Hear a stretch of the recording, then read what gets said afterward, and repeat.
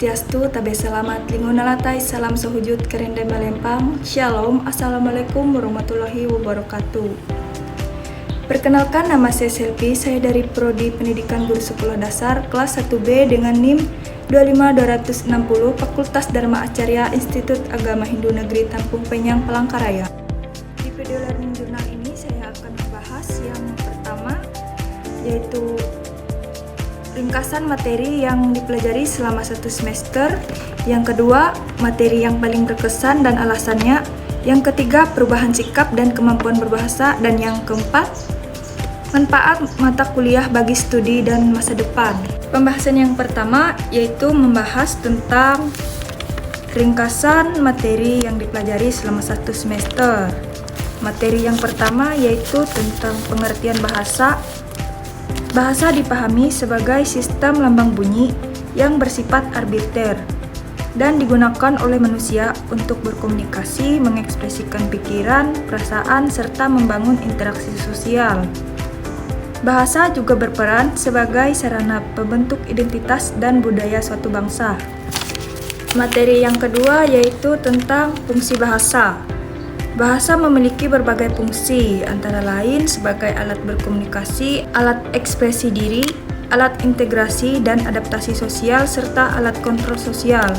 Dalam dunia akademik, bahasa berfungsi untuk menyampaikan gagasan secara logis, sistematis, dan ilmiah.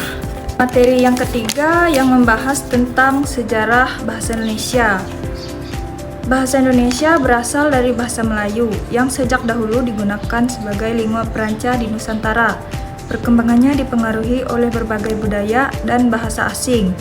Puncak pengakuannya terjadi pada Sumpah Pemuda tahun 1928 ketika bahasa Indonesia ditetapkan sebagai bahasa persatuan, kemudian dikukuhkan dalam Undang-Undang Dasar 1945 sebagai bahasa negara.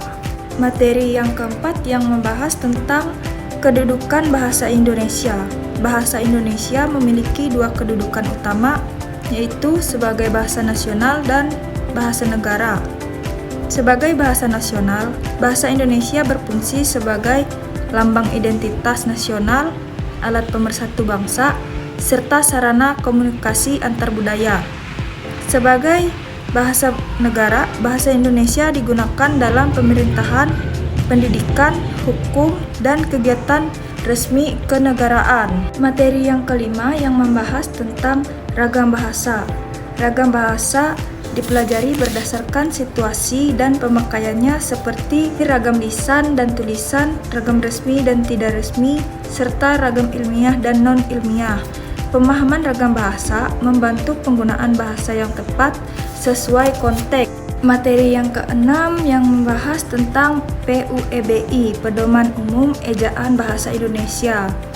PUEBI menjadi pedoman baku dalam penulisan bahasa Indonesia yang mencakup penggunaan huruf, penulisan kata, tanda baca, dan unsur serapan.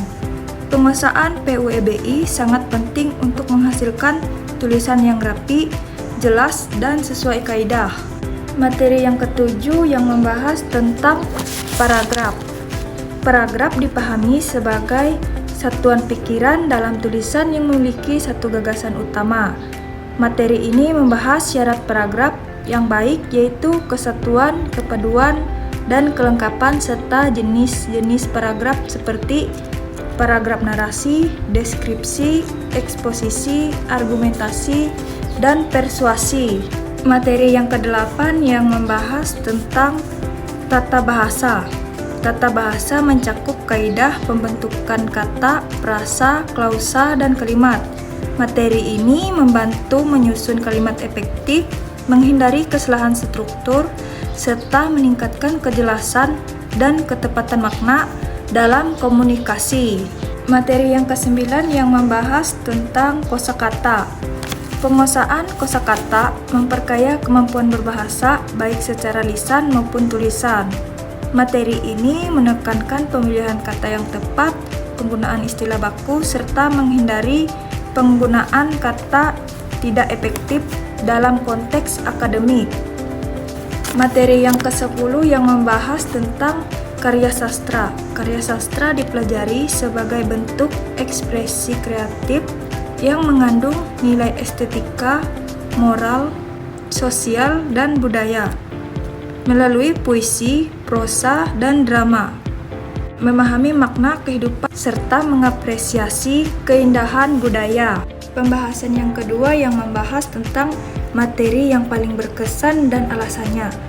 Menurut saya materi yang paling berkesan adalah materi sejarah bahasa Indonesia dan karya sastra.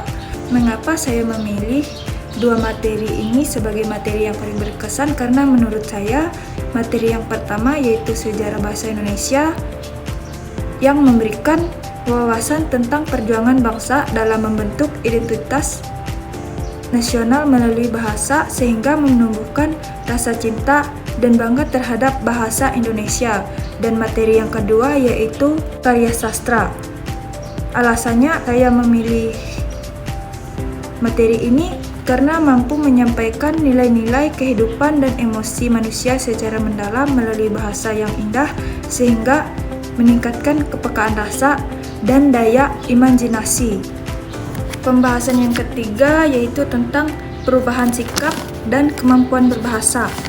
Setelah mengikuti mata perkuliahan ini, saya mengalami perubahan sikap yang signifikan, tumbuhnya kesadaran untuk menggunakan bahasa Indonesia secara baik dan benar, dan menjadi lebih teliti dalam berbicara dan menulis khususnya dalam konteks akademik.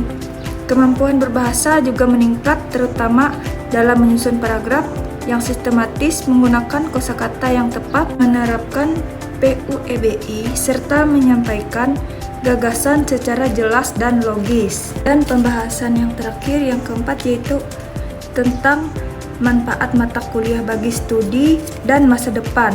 Yang pertama yaitu manfaat mata kuliah bagi studi. Yang pertama, menambah pengetahuan dan wawasan, membantu memahami konsep, teori, dan fakta sesuai bidang studi. Yang kedua, melatih cara berpikir kritis dan logis melalui tugas, diskusi, dan ujian, melatih kemampuan menganalisis serta memecahkan masalah. Yang ketiga, membangun kebiasaan belajar yang baik, mengatur waktu, membaca referensi, dan mengerjakan tugas, melatih disiplin akademik. Yang keempat, mengembangkan keterampilan akademik seperti menulis ilmiah, presentasi, kerja kelompok, dan penelitian sederhana. Dan manfaat bagi masa depan yaitu pertama, bekal untuk dunia kerja.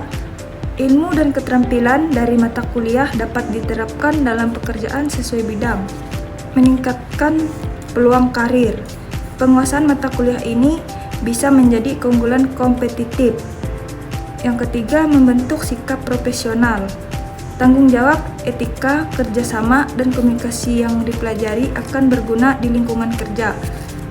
Yang keempat, membantu menentukan minat dan tujuan hidup. Dari mata kuliah ini, seseorang bisa menemukan bidang yang paling diminati untuk ditekuni. Sekian video dari saya tentang ringkasan pembahasan materi selama 1 semester ini. Jika ada kesalahan kata dalam pemaparan materi, saya mohon maaf yang sebesar-besarnya. Saya akhiri video ini dengan Prama Santi.